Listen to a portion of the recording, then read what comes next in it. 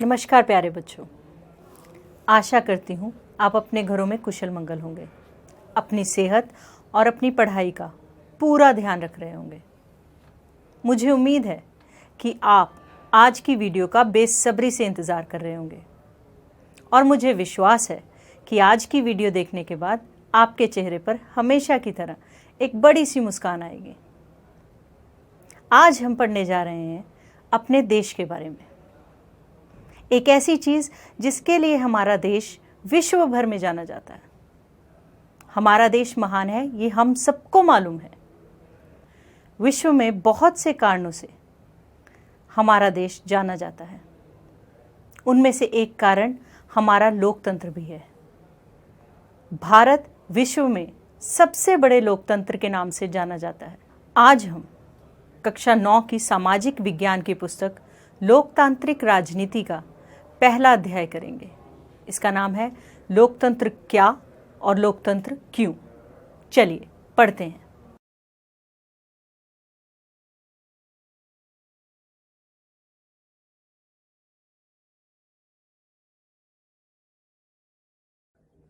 बच्चों, इस पाठ में हमारा उद्देश्य किसी भी सरकार के लोकतांत्रिक होने की न्यूनतम विशेषताओं को चिन्हित करता है। यह अध्याय पढ़ लेने के बाद हम लोकतांत्रिक और गैर लोकतांत्रिक शासन में अंतर कर सकते हैं। आपकी पुस्तक में एक मेधावी छात्रा मेरी की आपत्ति पर गौर किया गया है। वह लोकतंत्र को परिभाषित करने के इस तरीके को पसंद नहीं करती और कुछ बुनियादी सवाल पूछना चाहती है। उसकी अध्यापिका लिटिल मिटिल्डा लिंगदो ने उसके सवाल का जवाब देना शुरू किया तो कक्षा की अन्य छात्राएं भी इस चर्चा में भाग लेने लगी। बच्चों, मैरी को ये तरीका ठीक नहीं लगा कि पहले उसने लोकतांत्रिक व्यवस्थाओं के बारे में पढ़ा और अब इस अध्याय में लोकतंत्र का मतलब जानने की कोशिश कर रही है। उसके कहने का मतलब ये है कि पहले वाले अध्याय को अब पढ़ना चाहिए था और इस अध्याय को पहले पढ़ना चाहिए था। पर लिंगदो मैडम बोलती हैं कि हमें परिभाषा की जरूरत तभी पड़ती है जब हमें किसी शब्द का उपयोग करने में परेशानी होती है।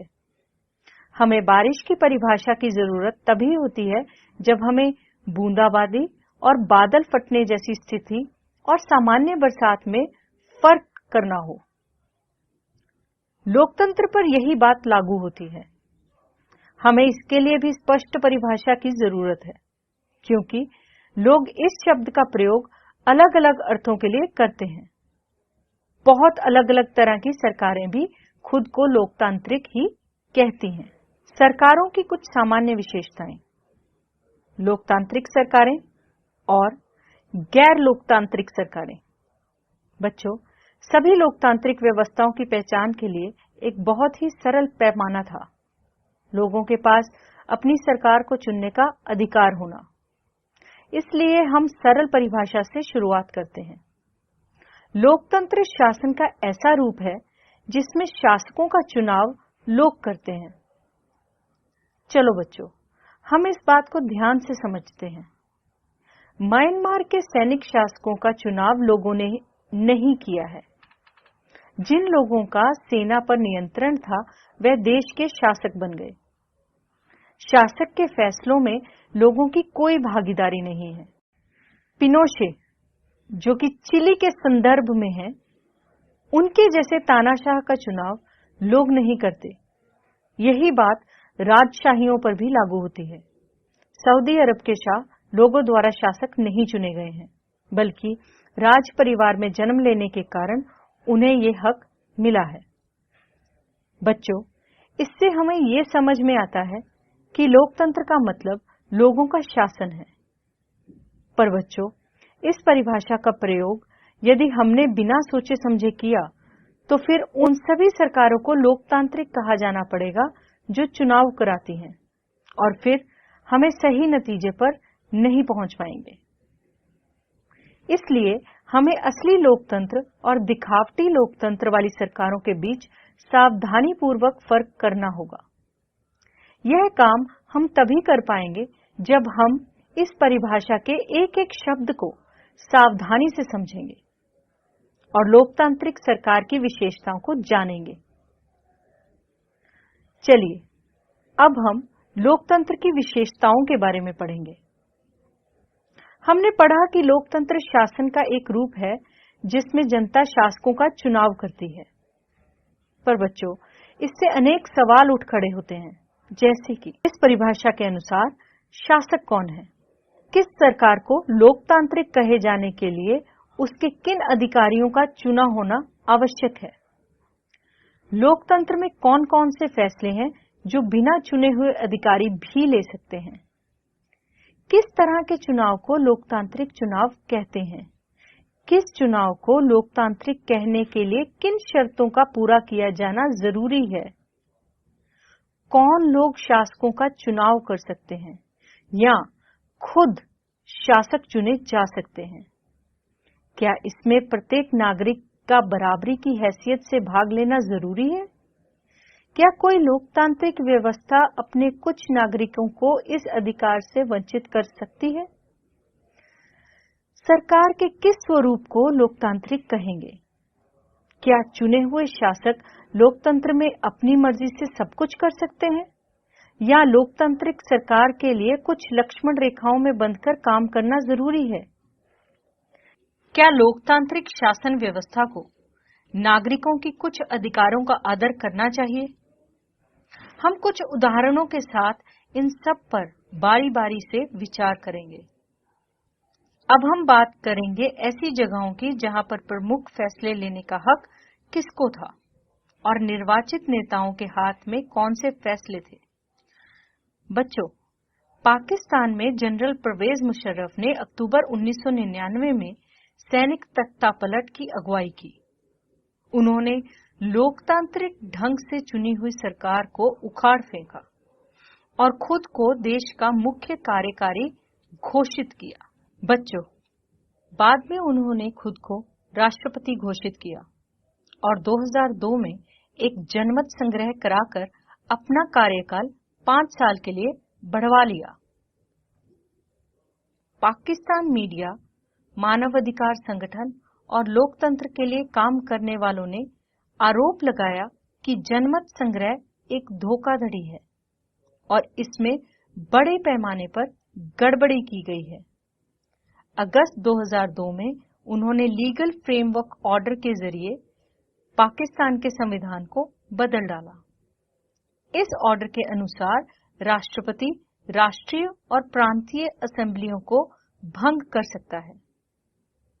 मंत्रिपरिषद के कामकाज पर एक राष्ट्रीय सुरक्षा परिषद की निगरानी रहती है, जिसके ज्यादातर सदस्य फौजी अधिकारी हैं।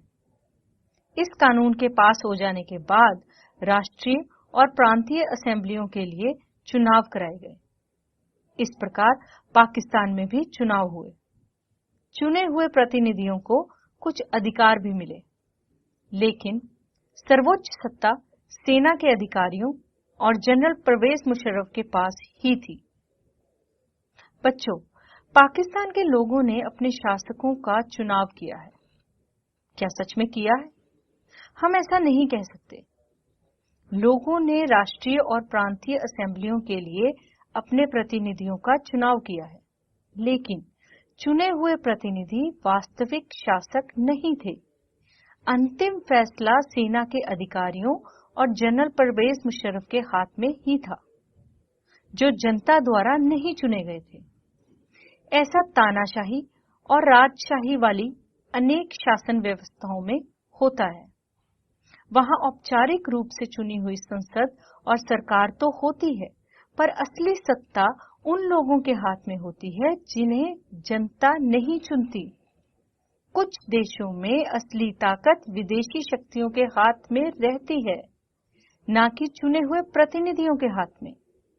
इसे लोगों का शासन नहीं कहा जा सकता।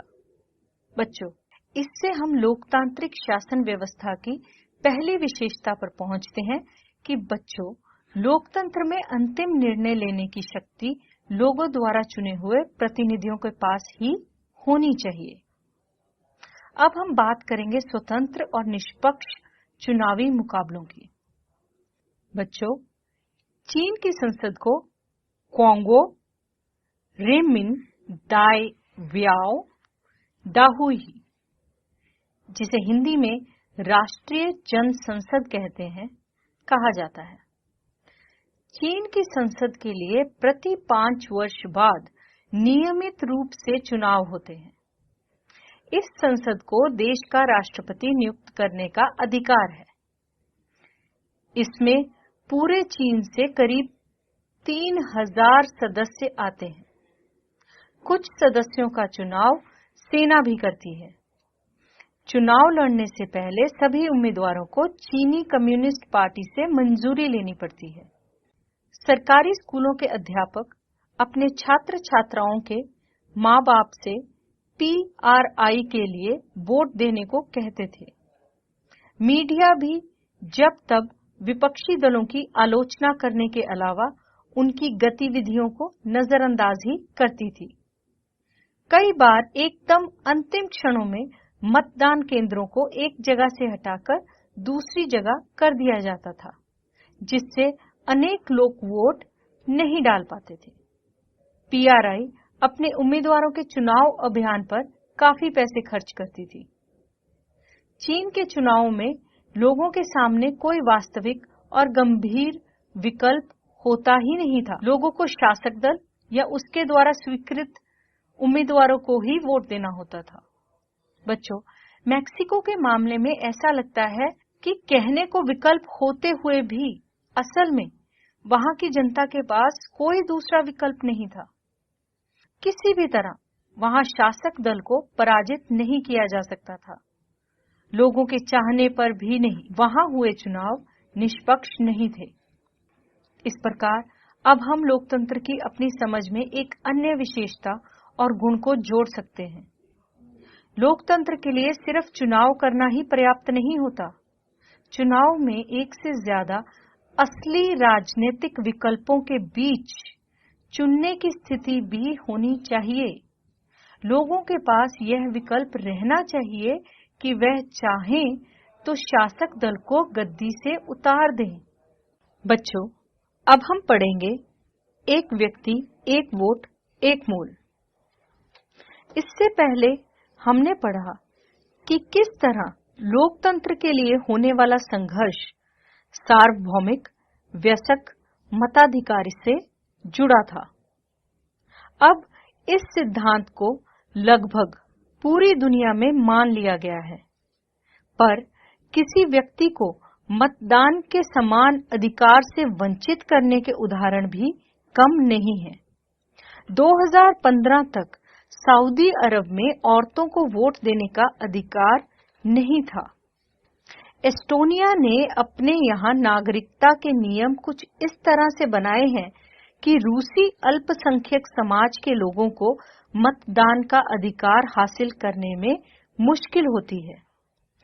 फिजी की चुनाव प्रणाली में वहां के मूल वासियों के वोट का महत्व भारतीय मूल के फिजी नागरिक के वोट से ज्यादा है। लोकतंत्र राजनीतिक समानता के बुनियादी सिद्धांत पर आधारित है। इस प्रकार हम लोकतंत्र की तीसरी विशेषता को जान लेते हैं। इसमें लोकतंत्र में हर वयस्क नागरिक का एक वोट होना चाहिए और हर वोट का एक समान मूल्य होना चाहिए। अब हम बात करेंगे कानून के राज और अधिकारों के आदर की बात। जिम्बाब्वे को 1980 में अल्पसंख्यक गोरों के शासन से मुक्ति मिली। उसके बाद देश पर जानू PF दल का राज है, जिसने देश के स्वतंत्रता संघर्ष की अगुवाई की थी। इसके नेता रॉबर्ट मुगाबे आजादी के बाद से ही शासन कर रहे थे। चुनाव नियमित रूप से होते थे और सदा जानू PF दल ही जीतता था। राष्ट्रपति मुगाबे कम लोकप्रिय नहीं थे, पर वे चुनाव में गलत तरीके भी अपनाते थे। आजादी के बाद से उनकी सरकार ने कई बार संविधान में बदलाव करके राष्ट्रपति के अधिकारों को बढ़ाया और उसकी जवाबदेही को कम किया। जिम्बाब्वे का उदाहरण बताते हुए शासकों के लिए बार-बार जिम्बाब्वे का उदाहरण बताते हैं कि शासकों के लिए बार-बार जनादेश पाना लोकतंत्र की एक जरूरत है, पर इतना ही पर्याप्त नहीं है। लोकप्रिय नेता भी अलोकतांत्रिक हो सकते हैं। लोकप्रिय नेता भी तानाशाह हो सकते हैं। अगर हम लोकतंत्र को परखना चाहते हैं तो चुनाव पर नजर डालना जरूरी है। बच्चों, इस प्रकार हम लोकतंत्र की चौथी और अंतिम विशेषता को रेखांकित कर सकते हैं। एक लोकतांत्रिक सरकार संवैधानिक कानूनों और नागरिक अधिकारों द्वारा खींची गई लक्ष्मण रेखाओं के भीतर ही काम करती है। हमने लोकतंत्र की सरल सी भाषा से बात शुरू की कि लोकतंत्र सरकार का ऐसा रूप है जिसमें शासकों का चुनाव लोग करते हैं। अनेक उदाहरणों के जरिए हमने शासन के एक तरीके के रूप में लोकतंत्र की 4 विशेषताओं को रेखांकित किया। इनके अनुसार लोकतंत्र शासन का ऐसा रूप है जिसमें लोगों द्वारा चुने गए शासक ही सारे प्रमुख फैसले करते हैं। चुनाव लोगों के लिए निष्पक्ष अवसर और इतने विकल्प उपलब्ध कराता है कि यह चाहे तो मौजूदा शासकों को बदल सकते हैं। यह विकल्प और अवसर सभी लोगों को समान रूप से उपलब्ध हो। और चौथा, इस चुनाव से बनी सरकार संविधान द्वारा तय बुनियादी कानूनों और नागरिक अधिकारों के दायरे को मानती हुई काम करती रहे। बच्चों, मैक्सिको के मामले में ऐसा लगता है कि कहने को विकल्प होते हुए भी असल में वहां की जनता के पास कोई दूसरा विकल्प नहीं था। किसी भी तरह वहां शासक दल को पराजित नहीं किया जा सकता था। लोगों के चाहने पर भी नहीं। वहां हुए चुनाव निष्पक्ष नहीं थे। इस प्रकार अब हम लोकतंत्र की अपनी समझ में एक अन्य विशेषता और गुण को जोड़ सकते हैं। लोकतंत्र के लिए सिर्फ चुनाव करना ही पर्याप्त नहीं होता। चुनाव में एक से ज्यादा असली राजनीतिक विकल्पों के बीच चुनने की स्थिति भी होनी चाहिए। लोगों के पास यह विकल्प रहना चाहिए कि वह चाहें तो शासक दल को गद्दी से उतार दें। बच्चों, चीन में 1958 से लेकर 1961 के दौरान बड़ा अकाल विश्व इतिहास का अब तक ज्ञात सबसे भयावह अकाल था। इसमें करीब 3 करोड़ लोग भूख से मरे। उन दिनों भारत की आर्थिक स्थिति चीन से कोई बहुत अच्छी नहीं थी। फिर भी भारत में चीन के समान अकाल और भूखमरी की स्थिति नहीं आई।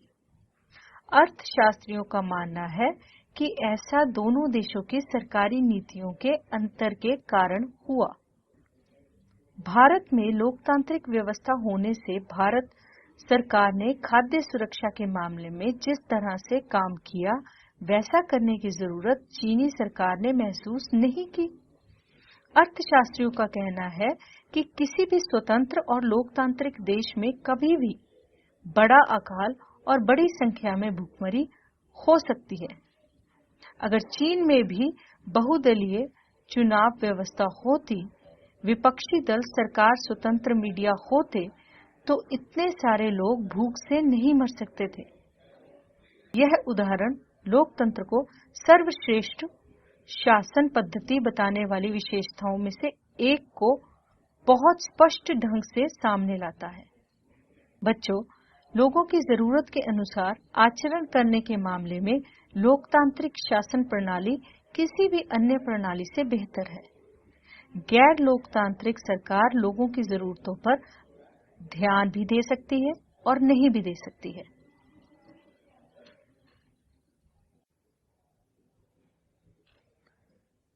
लोकतांत्रिक शासन पद्धति दूसरों से बेहतर है क्योंकि यह शासन का अधिक जवाबदेही वाला स्वरूप है। लोकतंत्र बेहतर निर्णय लेने की संभावना बढ़ाता है। लोकतंत्र मतभेदों और टकराव को संभालने का तरीका उपलब्ध कराता है। लोकतंत्र नागरिकों का सम्मान बढ़ाता है। लोकतांत्रिक व्यवस्था दूसरों से बेहतर है क्योंकि इसमें हमें अपनी गलती ठीक करने का अवसर भी मिलता है। बच्चों, इस अध्याय में हमने लोकतंत्र की सीमित और विवरणात्मक शैली में चर्चा की। हमने शासन के एक स्वरूप के तौर पर लोकतंत्र को समझा। लोकतंत्र की इस प्रकार की व्याख्या हमें उन न्यूनतम विशेषताओं या गुणों की पहचान कराती है जो लोकतंत्र की जरूरत है। हमारे समय में लोकतंत्र का सबसे आम रूप में प्रतिनिधित्व वाला लोकतंत्र, हम जिन देशों में लोकतंत्र होने की बात करते हैं वहां सभी लोग शासन नहीं चलाते। सभी लोगों की तरफ से बहुमत के फैसले लेने का अधिकार नहीं होता।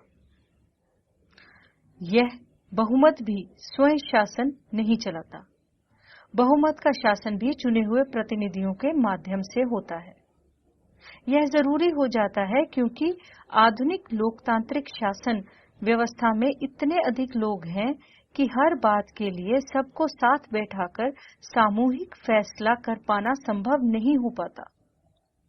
अगर यह संभव हो तब भी हर एक नागरिक के पास हर फैसले में भाग लेने का समय, इच्छा या योग्यता या फिर कौशल नहीं हो सकता। इससे हमें लोकतंत्र की स्पष्ट लेकिन न्यूनतम जरूरी समझ मिलती है। इस स्पष्टता से हमें लोकतांत्रिक और अलोकतांत्रिक सरकारों में अंतर करने में मदद मिलती है। लेकिन इससे हमें एक सामान्य लोकतंत्र और एक अच्छे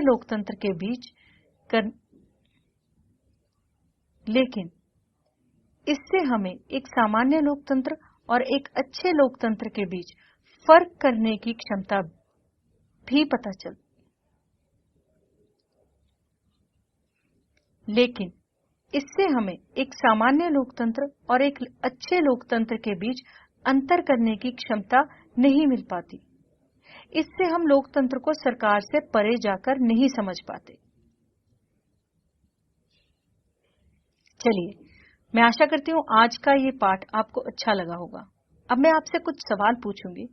आपकी स्क्रीन पर आपको दो अलग अलग तरह के शब्द और वाक्य दिखेंगे।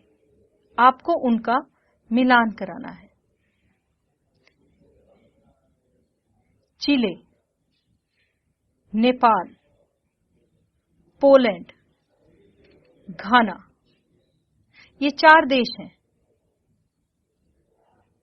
अब इनसे जुड़े 4 वाक्य हैं। चिले को हम याद रखते हैं उसकी सैनिक तानाशाही की समाप्ति के लिए। घाना ब्रिटिश औपनिवेशिक शासन की आजादी के लिए। पोलैंड, इन्होंने एक दल के शासन का अंत किया। और नेपाल, राजा ने अपने अधिकार छोड़कर यहां पर लोकतंत्र की सहमति दी। मुझे पता है अब आप लोकतंत्र के बारे में बहुत कुछ जान गए हैं, तो मुझे बताइए कि इनमें से किससे लोकतंत्र के विकास में मदद नहीं मिलती? लोगों का संघर्ष, विदेशी शासन द्वारा आक्रमण, उपनिवेशवाद का अंत या लोगों की स्वतंत्रता की चाह? बिल्कुल सही, विदेशी शासन द्वारा आक्रमण। आज की दुनिया के बारे में इनमें से कौन सा कथन सही है? राजशाही शासन की वह पद्धति है जो अब समाप्त हो गई है। विभिन्न देशों के बीच संबंध पहले के किसी वक्त से अब कहीं ज्यादा लोकतांत्रिक हैं। आज पहले की किसी दौर से ज्यादा देशों में शासकों का चुनाव लोगों के द्वारा हो रहा है। आज दुनिया में सैनिक तानाशाह नहीं रहे। इनमें से जो वाक्य सही है वो है कि आज पहले के किसी दौर से ज्यादा देशों में शासकों का चुनाव लोगों के द्वारा हो रहा है। चलिए अब इस वाक्य को पूरा कीजिए। अंतर्राष्ट्रीय संस्थाओं में लोकतंत्र की जरूरत चलो अब इस वाक्य को पूरा कीजिए। अंतरराष्ट्रीय संस्थाओं में लोकतंत्र की जरूरत है ताकि अमीर देशों की बातों का ज्यादा वजन हो, विभिन्न देशों की बातों का वजन उनकी सैन्य शक्ति के अनुपात में हो, देशों को उनकी आबादी के अनुपात में सम्मान मिले, दुनिया के सभी देशों के साथ समान व्यवहार हो। बिल्कुल सही उत्तर। अंतरराष्ट्रीय संस्थाओं में लोकतंत्र की जरूरत इसलिए है ताकि दुनिया के सभी देशों के साथ समान व्यवहार हो। तो कैसा लगा आज का वीडियो? हो रहा है ना अपने देश पे गर्व? विश्व के जाने माने देशों में लोकतंत्र के नाम पे क्या हो रहा है वो जानने के बाद भारत विश्व में सबसे बड़ा लोकतंत्र है, ये कथन बिल्कुल सही है। बड़ा और सबसे अच्छा। चलिए मिलेंगे एक नई वीडियो के साथ बहुत ही जल्द। तब तक के लिए सुरक्षित रहिए, स्वस्थ रहिए और पढ़ते रहिए। नमस्कार।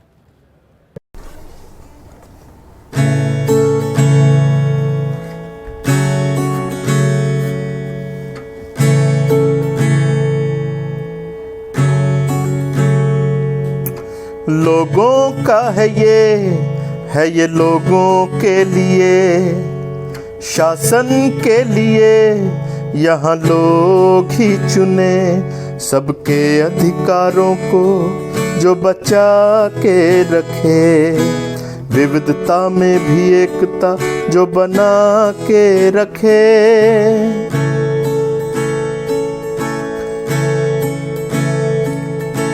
अपने दिल की बात जहाँ खुलकर हम कहें, सबके सम्मान में यह डट के जो खड़े, तीनों इसके अंग जब मिलकर ये चलें, असल मायने में यह स्वतंत्र तब बने, सबकी खुशियों का इकलौता है जो मंत्र, सबकी खुशियों का इकलौता है जो मंत्र। हमारे देश की आत्मा है हमारा लोकतंत्र, हमारे देश की आत्मा है हमारा लोकतंत्र।